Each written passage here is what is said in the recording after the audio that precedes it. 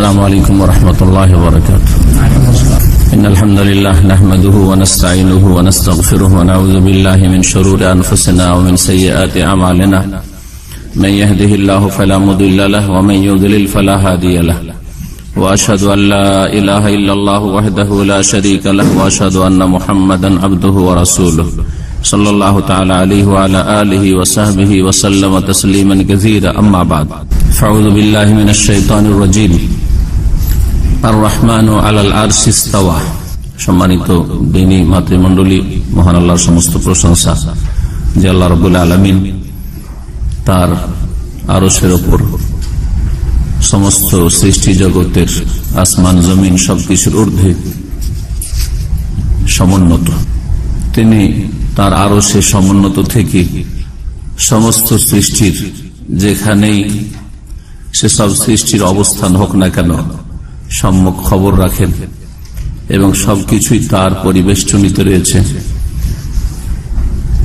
সবকিছুকে, এই সমস্ত সৃষ্টিকে আল্লাহ রাব্বুল আলামিন রিজিক দান করেন এবং সবকিছুর হায়াত মওত, সৃষ্টির সবকিছুর মালিক। সালাত এবং সালাম নাযিল করেন মুহাম্মদুর রাসূলুল্লাহ সাল্লাল্লাহু আলাইহি ওয়াসাল্লামের উপর, যিনি এক দাসীর ঈমানের পরীক্ষা করেছিলেন। জিজ্ঞেস করে যে আইন আল্লাহ, সেই মুসলিমের হাদিস রয়েছে, আল্লাহ কোথায়? সেই দাসী মুসলিম কি মুসলিম না, এর পরীক্ষার জন্য দুটি প্রশ্ন করেছিলেন। আল্লাহ কোথায়? ওই মেয়েটি দাসী বলেছিল ফিস সামাই, তিনি আকাশে, অর্থাৎ আকাশের সমস্ত আকাশের ঊর্ধ্বে আরশে সমুন্নত। আর আরশ আসমান জমিন সবকিছুর ঊর্ধ্বে আল্লাহ রাব্বুল আলামিন।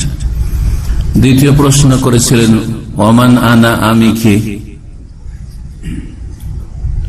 তখন উত্তরে সেই মহিলা বা সেই মেয়েটি বলেছিল, দাসী, আনতা রাসূলুল্লাহ সাল্লাল্লাহু আলাইহি ওয়াসাল্লাম, তুমি রাসূলুল্লাহ বা আপনি আল্লাহর রাসূল সাল্লাল্লাহু আলাইহি ওয়াসাল্লাম।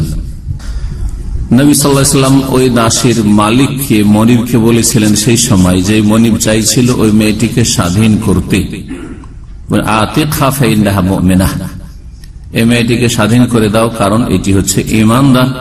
সুতরাং তাকে স্বাধীন করার ফজিলত আরো বেশি রয়েছে, তার গুরুত্ব আরো বেশি রয়েছে। যদিও মুমিন যদি নাও হয়, তারপরেও যদি কোনো ব্যক্তিকে, নারী বা পুরুষকে দাসমুক্ত করা হয়, তার ফজিলত রয়েছে। এখন আমরা আকীদা ওয়াসিতিয়াতে যা জানলাম, দুটি বিষয় জানলাম। একটা হচ্ছে আল্লাহ আরশে সমুন্নত, সমস্ত সৃষ্টির ঊর্ধ্বে। হ্যাঁ, তাহলে আরশ কোথায়?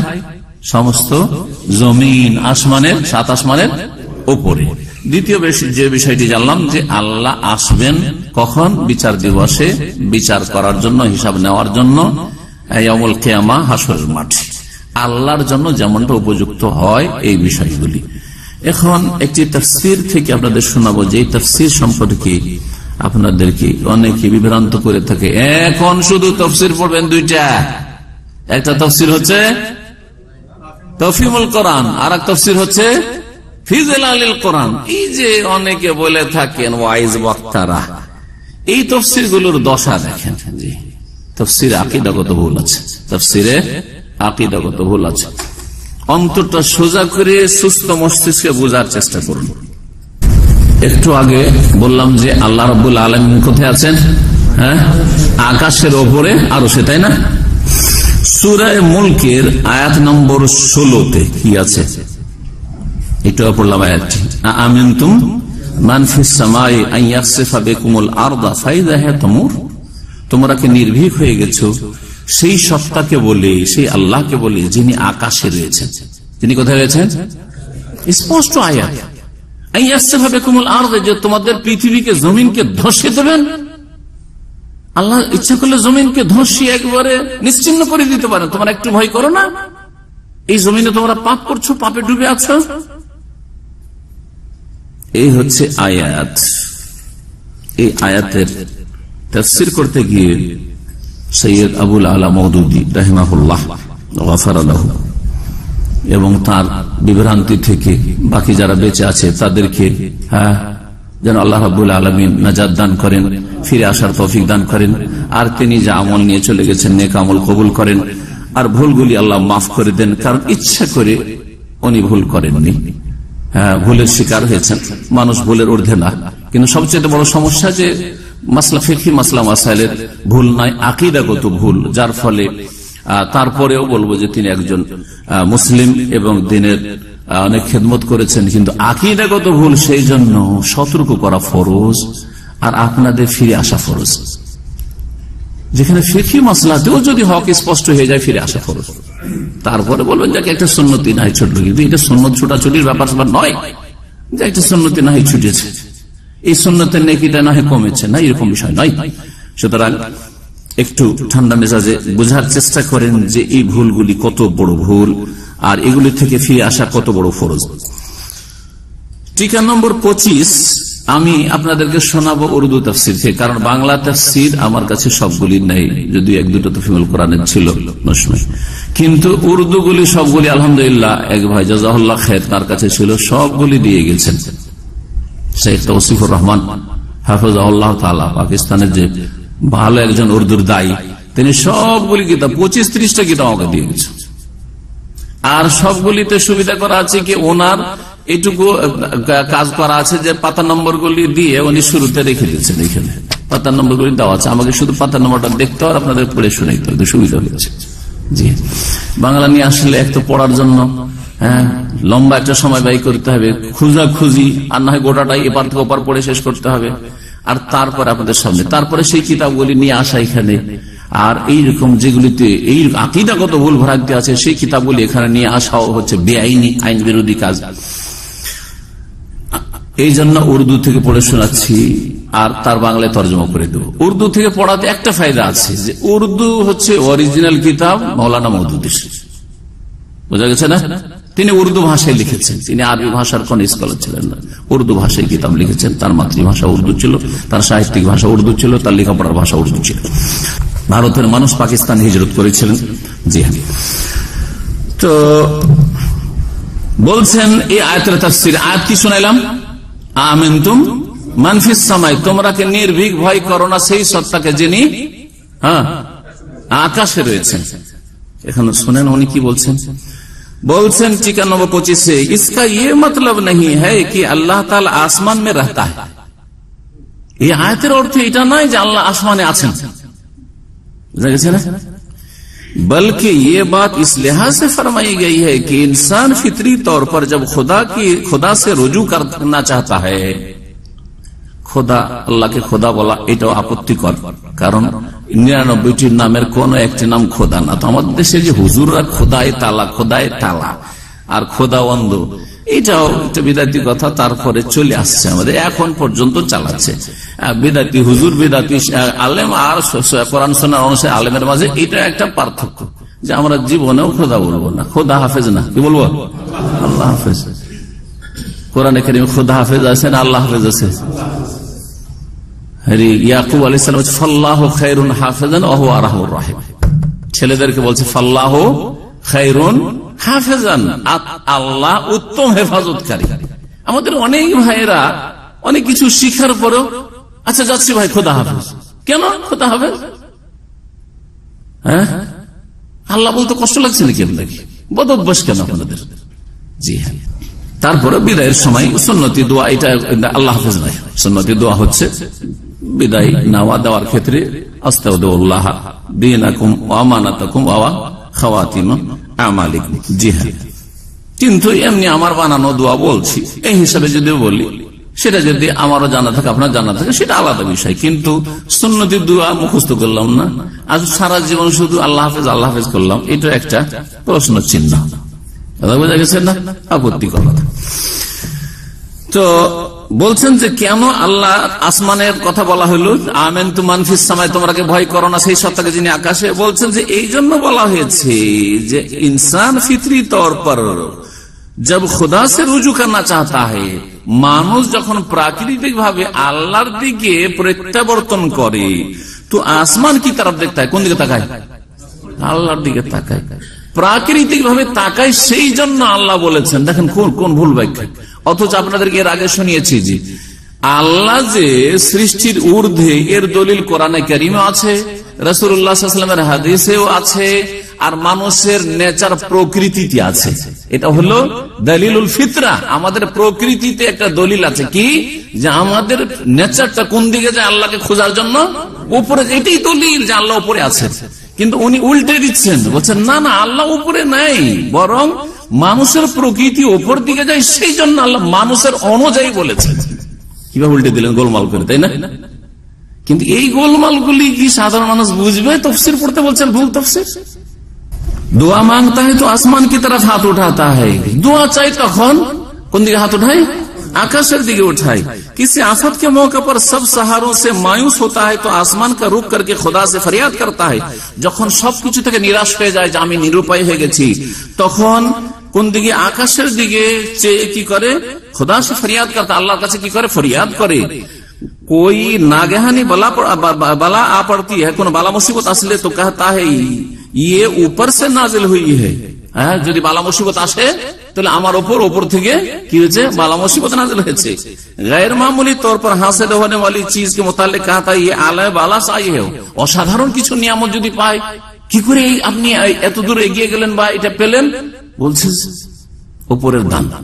হ্যাঁ বলে না, এই জন্য বলেছে আল্লাহ আসলে উপরে টুপরেন না, কিন্তু যে মানুষের প্রকৃতিটা এটা রাখা আছে, সেই জন্য বলা হয়েছে এই আয়াতে। अल्लाह ताला की भेजी हुई किताब को कुतुब समावी आसमानी किताब कहा जाता है। आसमानी किताब বলছি না আল্লাহর কিতাব বলি, এইটাকে মাঝে মাঝে আসমান থেকে আল্লাহ নাজিল করেছেন। বলছে এটা কেন বলা হয় आसमानी किताब? अल्लाह ताला की भेजी हुई किताबों को कुतुब समावी या कुतुब आसमानी कहा जाता है। আসমানি কিতাব বলা হয়, কিন্তু আল্লাহ যে উপরে আছেন আর ওই দিক থেকে নাজিল করেছেন আসমানি কিতাব, ওইটা রাজি নাই, এই ব্যাখ্যা মানতে রাজি না। দেখেন তারপরে সহিহ মুসলিমের হাদিসটা উনি বর্ণনা করছেন যে আইন আল্লাহ কালা ফিস সামায়ে। বলছেন আবু হুরায়রা की रिवायत है कि एक शख्स एक काली लौंडी को लेकर आया, रसूलुल्लाह सल्लल्लाहु अलैहि वसल्लम की खिदमत में हाजिर हुआ और अर्ज किया कि मुझ पर एक मोमिन गुलाम आजाद करना वाजिब हो गया है, क्या मैं इस लौंडी को आजाद कर सकता हूँ?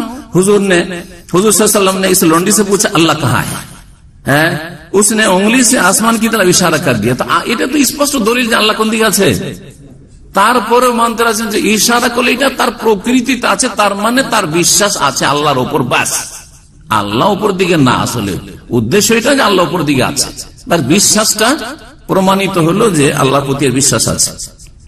আশ্চর্যের কথা। তাহলে কি করলেন? আল্লাহর আসমানের উপরে থাকা আর আল্লাহর আরশে থাকা, এই বিষয়গুলিকে তিনি কি করলেন? এখানে উড়িয়ে দিলেন। জি হ্যাঁ, আরশ, জি হ্যাঁ। যদি আয়াত আর সূরা জানেন না তাহলে বাংলাতেও এটা খুঁজে পাওয়া যাবে, কিন্তু এগুলো খুঁজাতে বেশি পরিশ্রম করবেন না। কারো যদি সন্দেহ হয় আমার কথাতে, তখন তিনি খুঁজবেন। আর বাকি না, এই বই তাহলে আমি পড়ি না, আপনার শ্রম ভুল পথে করবেন না। আপনার সহি আকীদা শিখতে অনেক বাকি, আপনার সহি কিতাব আকীদা আমল জানার ক্ষেত্রে, ইলম হাসিল করার অনেক কিছুই বাকি রয়েছে। কি শিখেছেন ইসলামে? সুতরাং এইসব বিদাতি কিতাব পড়াই সময় নষ্ট করবেন না। এটা ভালো আলেমদের পড়ার জন্য, অথবা কারো যদি সন্দেহ হয় যে কথাগুলি ঠিক কিনা, অরিজিনাল কিতাব একটু চেক করি, তো তার জন্য শুধু ব্যাস। সূরা মাআরিজের তাফসীরে কি বলছেন শুনেন। সূরা মাআরিজে আল্লাহ রাব্বুল কি বলেছেন? তা'রুজুল মালায়েকাতু ওয়ার রূহু ইলাইহি ফি ইয়াউমিন কানা মিকদারু 50,000 সানা। ফেরেশতা এবং রূহ মানে জিবরাইল আলাইহিস সালাম তার দিকে আরোহণ করে, চড়ে। কার দিকে? আল্লাহর দিকে, ঠিক না? আল্লাহর দিকে চড়ে মানে আল্লাহ তাহলে উপরে আছেন। এই যে প্রমাণ হলো কোরআন দ্বারা আল্লাহ উপরে আছেন, এইটারও অপব্যাখ্যা করছেন মৌলানা মওদুদি। টিকা নম্বর 4 বলছেন এই सूरह तफसीरे जे और अल्लाह ताला के बारे में भी ये तस्वुर नहीं किया जा सकता कि वो किसी खास मकाम पर रहता है। আল্লাহ সম্পর্কে এই ধারণা করাই যাবে না যে তিনি কোন বিশেষ স্থানে আছেন। বুঝা গেছে? তো আরশে আছেন মানে সৃষ্টির ঊর্ধ্বে, এটা বলা তো দূরের কথা, তাসাউর মানে কি? ধারণা, থিঙ্কিং। ধারণা করা যাবে না, क्योंकि उनकी जात जमान और मकान के कोयूल से मुनाज़्ज़ा है। আল্লাহর সত্তা কাল এবং স্থান থেকে পবিত্র, কাল এবং স্থান থেকে পবিত্র। আল্লাহর জন্য তাহলে দিক ইশারা করা যাবে না, আল্লাহ ওই দিকে আছে বলা যাবে। এই দুটি বিষয় বলে তাহলে কি জানতে পারলেন? যে উনি আল্লাহ রাব্বুল আলামিনের আরো সে সমুন্নত হওয়া, আর তারপরে আল্লাহ রাব্বুল আলামিনের আসমানে থাকার বিষয়ে তিনি তাবিল করছেন, অপব্যাখ্যা করছেন, বলছেন না না না, আল্লাহ রাব্বুল আলামিনের ক্ষেত্রে বলা যাবে না এরকম। আরেকটি বিষয় কি আলোচনা করলাম, ওয়াজা রাব্বুকা ওয়াল মালাকু সাফফান সাফফা। এই আয়াত, যে আয়াতকে ইমাম ইবনে তাইমিয়া রাহমাতুল্লাহ আলাইহি দলিল হিসেবে পেশ করে সূরা ফাজর আয়াত নম্বর 21 আর 22, তাতে কি আছে? যে রব আসবেন কিয়ামতের দিনে এবং ফেরেশতারা সারিবদ্ধভাবে আসবেন, তাই না? এই আয়াত হচ্ছে আয়াত নম্বর 22। তাই বলছেন আয়াত নম্বর 22 তাফসীরে টিকা নম্বর 16 বলছেন আসল আলফাজ হে যা রব্বুকা, বলছেন আসল শব্দ কোরআন হচ্ছে যা রব্বুকা, মানে তোমার রব আসবেন। যদিও মাজি অতীতের সেগা, অতীতের ক্রিয়া, কিন্তু অর্থ হচ্ছে আসবেন। তেরা রব আয়েগা, এই জন্য আগামীতে আসবেন। লেকিন জাহির है, তারপরে শুনে ওনার অপব্যাখ্যা, लेकिन जाहिर है कि अल्लाह ताला की एक जगह से दूसरी जगह मुंतकिल होने का कोई सवाल पैदा नहीं होता। আল্লাহ এক জায়গা থেকে আরেক জায়গায় আসবেন, এটা প্রশ্নই উঠে না। কি বুঝলেন? আবার শোনাবো না ভাষাটা, উর্দু তো বুঝেন আপনারা, তাই না? বলছেন লেকিন জাহির है, আল্লাহ বলছেন যা রব্বুকা, তাই না? বলছেন লেকিন জাহির है, কিন্তু এটা স্পষ্ট कि अल्लाह ताला की एक जगह से दूसरी जगह मुंतकिल होने का कोई सवाल पैदा नहीं होता। আল্লাহ এক জায়গা থেকে আরেক জায়গায় আসবেন এই প্রশ্নই উঠে না। অস্বীকার কিনা? অস্বীকার। আল্লাহ আসবেন না, আসর ওঠে। দেখেন কি, তাহলে কেন আল্লাহ বলেছেন? বলছেন इसलिए ला महला उसको एक तमसीली अंदाज बयान ही समझना होगा। এটাকে বুঝতে হবে যে একটা আল্লাহ রাব্বুল আলামিন যেন একটা দৃষ্টান্ত পেশ করেছেন। আল্লাহ আসবেন এমন না, আল্লাহ কি করেছেন? একটা মিসাল বা দৃষ্টান্ত, উপমা পেশ করেছেন। কিসের? जिससे ये तस्वर दिलाना मकसूद है, যেটা দিয়ে এই ধারণা দিতে চাওয়া হয়েছে कि उस वक्त अल्लाह ताला के इख्तिदार और उसके सुल्तानी व कहारी के आसार इस तरह जाहिर होंगे। আল্লাহ রাব্বুল আলামিনের ক্ষমতা এবং তার সার্বভৌমত্ব আর তার আধিপত্যের যে প্রভাব, আসার এইভাবে প্রকাশ পাবে যে যেন আল্লাহ হাসর মাঠে এসে গেছেন। जैसे दुनिया में केमन भाव आसवे, जैसे दुनिया में किसी बादशाह के तमाम लश्करों और आयान सल्तनत की आमद से वो रोब तारी नहीं होता जो बादशाह के बनफ्से नफीस खुद दरबार में आ जाने से तारी होता है। দৃষ্টান্ত কিসের সাথে? বলছে দুনিয়ার কোন রাজা বা রাষ্ট্রপতি বা প্রধানমন্ত্রী, রাষ্ট্রনায়কের আশা, আর আরেকটা হচ্ছে যে তিনি আসেননি কিন্তু তার হাজার হাজার সেনাবাহিনী এসেছে। দুটোতে পার্থক্য আছে না নেই? হাজার হাজার সেনাবাহিনীও যদি আসে কোন জায়গায় কোন অনুষ্ঠানে, কিন্তু রাষ্ট্রনায়ক, রাষ্ট্রপতি বা প্রধানমন্ত্রী আসেনি বা রাজা আসেনি, তাহলে তার বিষয়টি হালকা, ঠিক না? তার বিষয়টি হচ্ছে হালকা, তুলনামূলক। কিন্তু স্বয়ং রাজা বাদশাহ এসছে, স্বয়ং রাষ্ট্রপতি বা প্রধানমন্ত্রী এসছে, তার একটা কি প্রভাব রয়েছে, তাই না? সেই অনুষ্ঠানের উপর আছে না নেই? তো বলছে যে ঠিক ওই রকমই এখানে বোঝানো হয়েছে উদাহরণ দিয়ে যে সেই দিন এমন একটা মানুষের অবস্থা হবে যে যেমন কোন জায়গায় দেশের শাসক স্বয়ং চলে আসলে হয়, ঠিক তেমনই।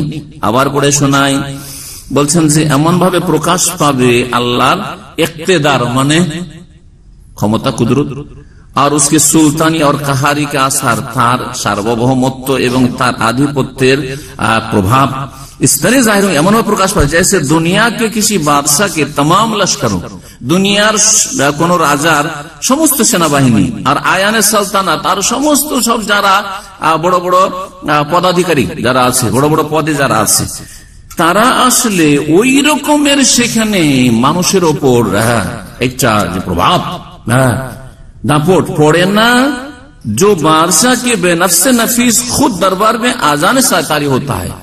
যখন রাজা নিজেই তার দরবারে চলে এসে তখন সেই দরবারের অবস্থা কেমন থাকে, তখন সেই স্টেজের অবস্থা কেমন থাকে, তখন সেই মাহফিলের অবস্থা কেমন থাকে, অনুষ্ঠানের অবস্থা কেমন থাকে, অধিবেশন অবস্থা কেমন থাকে, এইটা বুঝতে চাইছে। তা কি বলতে চাইছেন?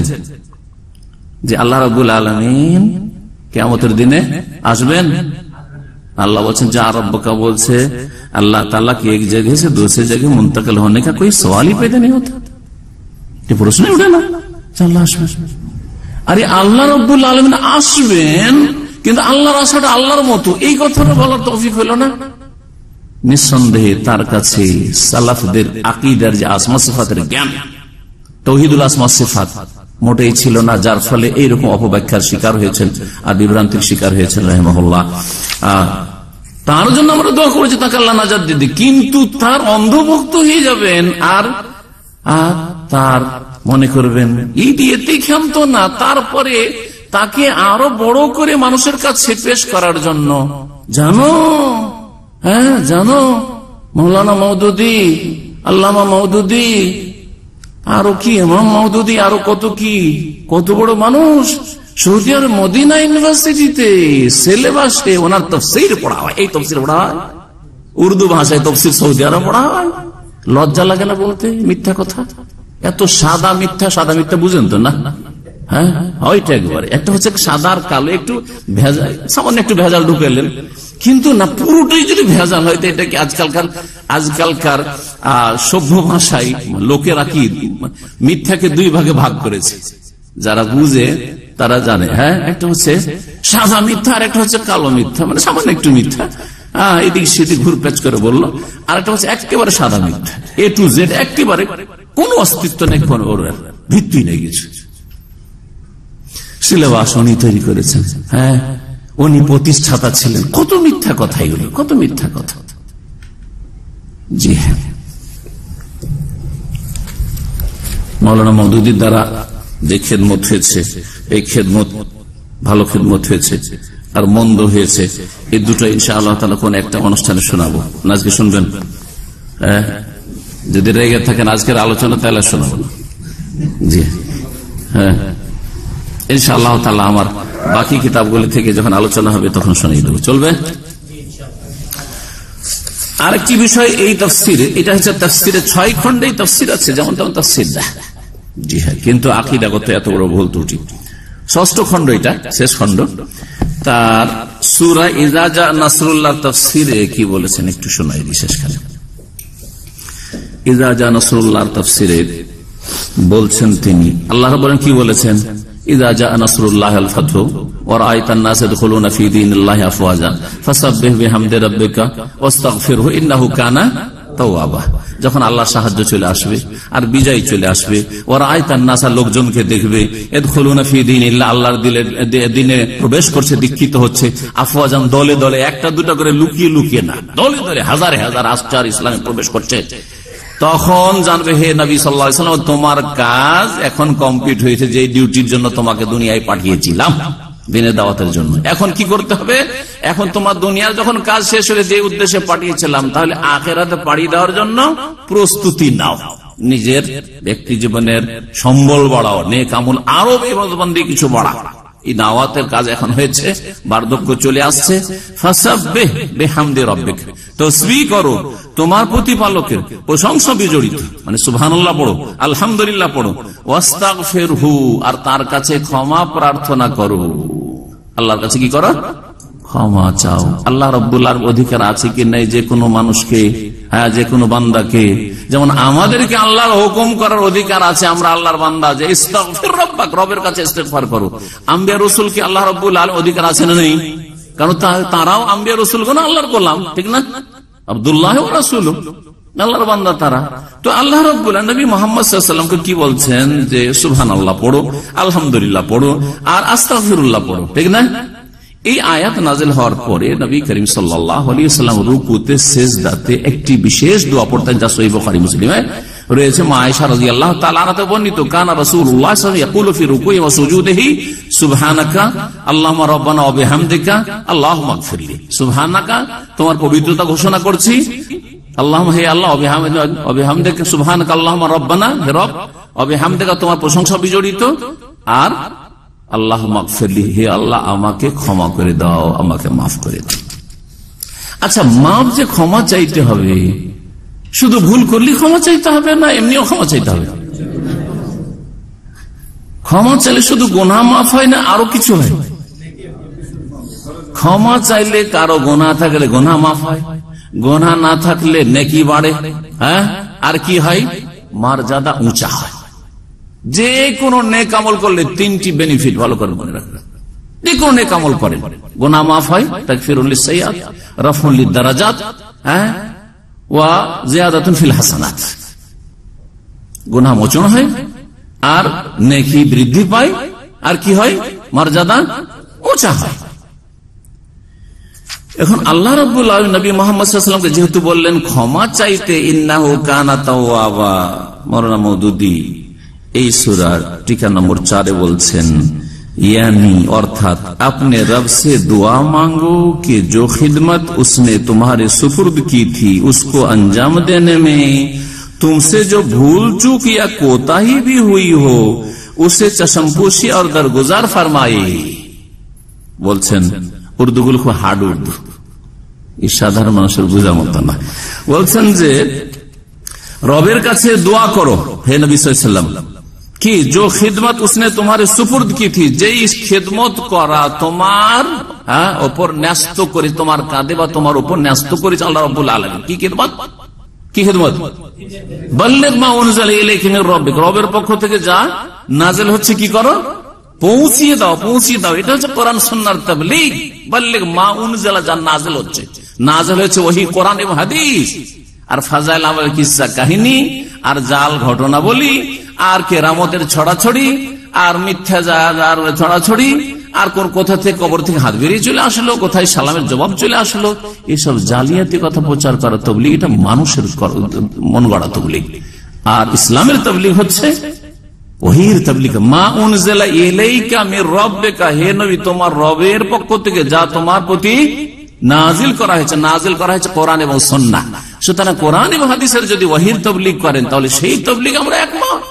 আর যদি বললেন যে তবলিগি নেশাবের কোর্স মাওলানা জাকারিয়া সাহেব তৈরি করে সেটা তবলিগ করব, তাহলে সেই তবলিগটা ইলিয়াসি তবলিগ, সেটা ইসলামী তবলিগ নয়।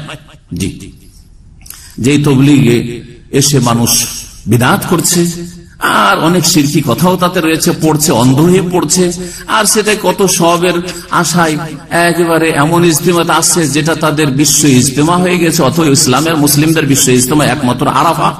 এই গুমরাহি থেকে আল্লাহ মুসলিমদেরকে ফিরে আসার তৌফিক দান করেন। বলছিলাম যে মওদুদী সাহেব কি বলছেন, আল্লাহর কাছে দোয়া করো।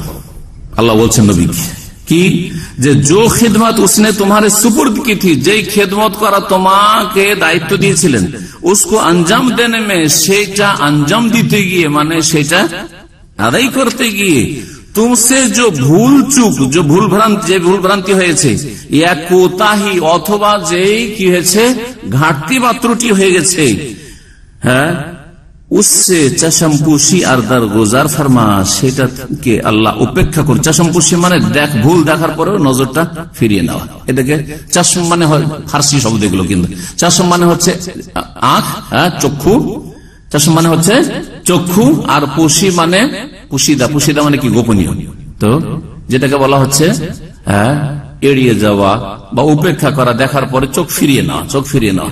দেখছেন যে আপনার বাচ্চা একটা ছেলে দুষ্টামি করছে, তারপর আরে বাচ্চা মানুষ করছে, দেখবো না, দেখলেও লজ্জা পাবে বা ভয় পাবে, হ্যাঁ। অথবা আপনার একজন দেখছেন যে কোন ওয়ার্কার এমন কাজ করছে যেটা উল্টা কাজ, আর আপনি দেখে ফেলেছেন যে একটা ভুল করেছে, যদি আমি এখনই ওর দিকে ভালো করে দেখি তো ওর পালপিটেশন তো শুরু হয়ে যাবে। তখন করে কি, যারা উদার মনের মালিক তারা কি করে, হ্যাঁ, উপেক্ষা করে, ও দেখেও যেন না দেখার ভান করে, দেখেও যেন না দেখার ভান করে, এটাকে চশমপোশি বলা হয়, হ্যাঁ, চোখ ফিরিয়ে না। তো আল্লাহর কাছে নবী সাল্লাল্লাহু আলাইহি ওয়াসাল্লামকে দোয়া করতে বলা হয়েছে যে হে নবী তুমি দোয়া করো যে আমি যে দায়িত্ব পেয়েছি, আল্লাহ তুমি যে দায়িত্ব দিয়েছো, এই দায়িত্ব পালনে গিয়ে যে ভুল চুক মানে ভুল ভ্রান্তি হয়েছে, অথবা কোতাহি মানে যে ত্রুটি হয়েছে বা গাফিলতি হয়েছে, এইগুলি থেকে আল্লাহ তুমি চশমপোশি করো, এগুলোকে তুমি উপেক্ষা করো, আর দরগুজার ফরমা মানে ক্ষমা করে দাও। তার মানে কি বলতে চাইছেন, নবী করিম সাল্লাল্লাহু আলাইহি ওয়াসাল্লামের দায়িত্ব পালনে কি হয়েছে, ত্রুটি ঘাটতি ভুলচুক যা হয়েছে হয়েছে, এরকম কথা বলতে চাইছেন না।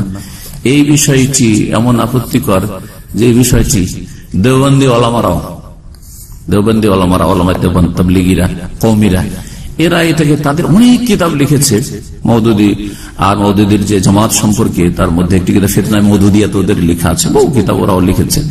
তাতে এই বিষয়টি তুলে ধরে তো তারা একবারে বড় ধরনের ফতোয়া দিয়ে দিয়েছে মওলানা মওদুদীর উপর। তাদের ফতোয়া আছে, তাকফিরি ফতোয়া আছে, কাফের ফতোয়া আছে। আমরা কোন মুসলিমকে তাদের আকীদাগত ভুল থাকার কারণে অতক্ষণ কাফের বলে যতক্ষণ পর্যন্ত তার কাছে সহিটা পৌঁছে দেওয়ার ব্যবস্থা না হয়েছে, হুজ্জত কায়েম না হয়েছে। এটা হচ্ছে পার্থক্য আমাদের অন্যদের ফতোয়ার সাথে, মনে রাখবেন। অথচ আমাদের ক্ষেত্রে মিথ্যা মানুষ ছাড়াই যে এরা সারা বিশ্বের মুসলিমদেরকে কি মনে করে, কাফের মুশরিক মনে করে না, কখনো না। চিন্তা করুন মওলানা মওদুদী বিষয়টি। ওলামা আহলে হাদিস, ভারত, পাকিস্তান, বাংলাদেশের আহলে হাদিস ওলামারা মওলানা মওদুদীকে কেউ কাফের বলে না।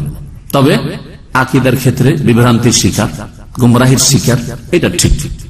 পক্ষান্তরে দেওবন্দি ওলামা, ভারত, বাংলাদেশ, পাকিস্তানের কওমি ওলামারা তাদের কাফের বলে ফতোয়া আছে। এই কথার জন্য নবীর ভুল দিয়েছে, নবীর ভুল হয়েছে, বা এই ধরনের আরো বেশ কিছু বিষয়কে তারা তুলে ধরে। তো এই কথাটি বলার উদ্দেশ্য হচ্ছে যে আমরা মধ্যমপন্থী, চরমপন্থী না। জি, মানুষের আকীদাগত ভুল, তারপরেও জরুরি নয় যে সে কাফের হয়ে যাবে। হতে পারে তার অজ্ঞতা ছিল, আল্লাহর কাছে তার ওজর আছে। আপনি বা আমি কি তার এই অজ্ঞতা দূর করার বা তার এই যে ভুল ধারণা দূর করার জন্য চেষ্টা চালিয়েছি বা ওখান পর্যন্ত পৌঁছিয়েছি আমাদের কথা কিনা? তারপরে যদি তিনি অস্বীকার করে থাকেন তখন অন্য বিষয় হতে পারে। বেশ কিছু শর্ত রয়েছে কাউকে কাফের বলার জন্য, আর বেশ কিছু বাধাও রয়েছে, শুরুত এবং মাওয়ানে। এগুলো হচ্ছে যাওয়াবাতুত তাকফীর, যেগুলো আমাদের ভারত, বাংলাদেশ, পাকিস্তান অনেক আলেমরা, বিশেষ করে বিদাত, তারা তো খেয়ালই রাখে না। কার ওপর আক্রোশ হলো, দিল কাফের ফতোয়া, কিন্তু কাফের ফতোয়া দিয়ে যে নিজেই কাফের হয়ে গেলেন এর খবর নাই। আল্লাহ রাব্বুল আলামিন যেন হেদায়েত দান করেন এবং সব ক্ষেত্রে মধ্যম পন্থা অবলম্বন করার তৌফিক দান করেন। আর মধ্যম পন্থা হচ্ছে কোরআন সুন্নাহর দলিল মোতাবেক চলা, আর যারা কোরআন সুন্নাহর বিপরীত ভ্রান্ত আকীদা আছে তাদের থেকে উত্তম পন্থায় সতর্ক করা, উত্তম পন্থায় সতর্ক করা। এখানে আজকের আলোচনা শেষ করছি। তবে যে কথাটি বললাম যে নবী করিম সাল্লাল্লাহু আলাইহি ওয়াসাল্লামকে আল্লাহ ক্ষমা চাইতে কেন বললেন? মওলানা মওদুদী বললেন যে ত্রুটি হয়েছে, ঘাটতি হয়েছে বা ভুল হয়েছে, তাই না? এই কথা বলার দরকার ছিল না। বলতে যে কোনো মানুষ, যে কোনো মুসলিম যতই বড় হোক না কেন, বা যে কোনো নবী যতই বড় নবী হোক না কেন, তারপরেও তিনি আল্লাহর বান্দা। সুতরাং তার মর্যাদা উঁচু করার জন্য তিনি ইস্তিগফার করবেন, তার নেকি বাড়াবার জন্য তিনি ইস্তিগফার করবেন। তারপরেও আমরা বান্দা হিসাবে আল্লাহ রাব্বুল সকলেই গোলাম, আনতুমুল ফুকারা ইলাল্লাহ, সবে আল্লাহর মুখাপেক্ষী। সুতরাং আল্লাহর মাগফিরাতের মুখাপেক্ষী যেমন আমরা, তেমন আম্বিয়া রাসূলগণ আল্লাহ রাব্বুল আলামিনের রহমত মাগফিরাতের সবাই মুখাপেক্ষী। নবী মুহাম্মদ রাসূলুল্লাহ সাল্লাল্লাহু আলাইহি ওয়াসাল্লাম কি বলেছেন? ইন্নাহু লা ইয়াদখুলু আহাদুকুমুল জান্নাতা বিআমালিহি। এই হাদিসটা দিয়ে শেষ করছি। শুনে রাখো, কোশ্চিন কালেও তোমাদের কোন ব্যক্তি নিজের আমল দিয়ে, ঈমান দিয়ে জান্নাতে যেতে পারবে না। সাহাবীরা জিজ্ঞাসা করলেন, ওয়ালা আনতা ইয়া রাসূলুল্লাহ, এমনকি আপনিও? আরে ইভেন আপনিও? আমরা নয় আমল দিয়ে জান্নাত যেতে পারবো না, কিন্তু আপনি রাসূলুল্লাহ, আপনি সাইয়্যিদুল মুরসালিন, আপনি খাতামুন নবীন, আপনার মাধ্যমে কত লোক হেদায়েত হচ্ছে, আর কত লোক কিয়ামত পর্যন্ত কুফরি আর পাপ থেকে যে হেদায়েত হবে, আপনিও নিজের আমল দিয়ে জান্নাত যেতে পারবেন না? নবী সাল্লাল্লাহু আলাইহি ওয়াসাল্লাম এই কথা বললেন যে না, আমি পারবো। বলেন ওয়ালা না, এমনকি আমিও নিজের আমল দিয়ে জান্নাতে যেতে পারবো না, ইল্লা আইয়াতাগাম্মাদানি আল্লাহু বিরাহমাতিন মিনহু, তবে আল্লাহ যদি, আরেকটি হাদিস রয়েছে, তবে আল্লাহ যদি আমাকে তার রহমত এবং মার্জনা মাগফিরাত দিয়ে ঢেকে নেন।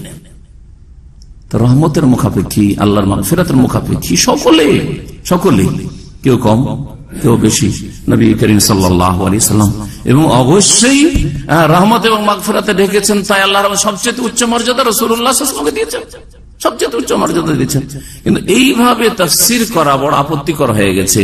যেটা চিন্তা করুন আপনি, যে নবী সাল্লাল্লাহু আলাইহি সাল্লামের এই ভুল হয়েছে, সে ভুল হয়েছে, সেই জন্য আল্লাহ ক্ষমা চাইতে বলেছেন। না, ভুল না হলে ক্ষমা চাইতে বলবেন আল্লাহ রাব্বুল আলামিন, ভুল না হলেও ক্ষমা চাইতে বলবেন। এই জরুরি নয় যে আমি সালাম ফেরার পরে আস্তাগফিরুল্লাহ আস্তাগফিরুল্লাহ আস্তাগফিরুল্লাহ করব, যদি আমার জানা থাকে যে আজকে ভুল করেছি, তাহলে নাকি? চিন্তা করেন তো আপনি, আমরা করছি না? যারা সুন্নতি তরিকায় নামাজ পড়ছি সালাম ফেরার পরে আস্তাগফিরুল্লাহ আস্তাগফিরুল্লাহ আস্তাগফিরুল্লাহ না, আপনাকে দেখতে হবে যে আজকে ভুল করেছি কি করিনি। যদি দেখে জোহর আসর মাঝখানে তো কোনো ভুল করিনি, জোহর পড়ে খেয়েছি আর তারপরে শুয়ে গেছি আর তারপর দুইটা নামাজ পড়তেছি, তাহলে আর আস্তাগফিরুল্লাহ পড়বেন না? না পড়বেন? পড়তে হবে। জি হ্যাঁ, তো ঠিক ওই রকমই নবী করিম সাল্লাল্লাহু আলাইহি ওয়াসাল্লামের কি আল্লাহ ইস্তিগফার করতে বলছেন, এর মানে এই না যে নবী সাল্লাল্লাহু আলাইহি ওয়াসাল্লামের ভুল ত্রুটি আমাকে দর্শাইতে হবে বা হইতে হবে, না, অবশ্যই না, অবশ্যই না। তো আল্লাহ রাব্বুল যেন আমাদেরকে হক কথা বোঝার তৌফিক দান করেন এবং হকের অনুসারী হওয়ার তৌফিক দান করেন। আল ভুল ভ্রান্তি থেকে আল্লাহ রাব্বুল মুক্ত হওয়ার তৌফিক দান করেন। যারা দুনিয়া থেকে মারা গেছেন ভুলের উপর আর তাদের সঠিক জিনিস জানার ব্যবস্থা হয়নি, তাদেরকে আল্লাহ যেন মাফ করে দেন। আর যারা এখন বেঁচে আছেন ভুলের উপর, আল্লাহ যেন তাদের ভুল থেকে, বিভ্রান্তি থেকে, দলালা থেকে ফিরে আসার তৌফিক দান করেন। আর যারা হেদায়েতের উপর আছেন তাদেরকে আল্লাহ শুকরিয়া আদায় করার তৌফিক দান করেন যে আল্লাহ আমাকে আপনাকে হেদায়েত দান করেছেন, এবং এর উপর যেন আল্লাহ ইস্তিকামা, অটলতা দান করেন। হতে পারে যে কালকে কোন ফিতনার শিকার হয়ে যেতে পারে, বহু মানুষ, ভালো মানুষ গুমরাহ হয়ে যাচ্ছে। সুতরাং কখন আপনি ভাববেন না যে সহি আকীদা পেয়ে গেছি তো অনেক বড় কাজ করে ফেলেছি। হতে পারে যে আপনার নসিবে বিভ্রান্তি থাকতে পারে। এই জন্য আপনি সব সময় সতর্ক থাকবেন সমস্ত রকমের আকীদা, আমলের, আখলাকের গুমরাহি থেকে, বিভ্রান্তি থেকে, এবং আল্লাহর কাছে দোয়া করো ইস্তেকামার জন্য যে আল্লাহ আমাকে ইস্তেকামা দান করো, অটলতা দান করো, দিনের উপর সাবিত রাখো, অটল রাখো, দিনের উপর প্রতিষ্ঠিত রাখো। এবং রব্বানা লা তুযিগ কুলুবানা বা'দা ইয হাদাইতানা ওয়া হাব লানা মিন লাদুনকা রাহমাতান ইন্নাকা আনতাল ওয়াহ্হাব। ওয়া সাল্লাল্লাহু সাল্লামা আলা নাবিয়িনা মুহাম্মাদ ওয়া আলা আলিহি ওয়া সাহবিহি।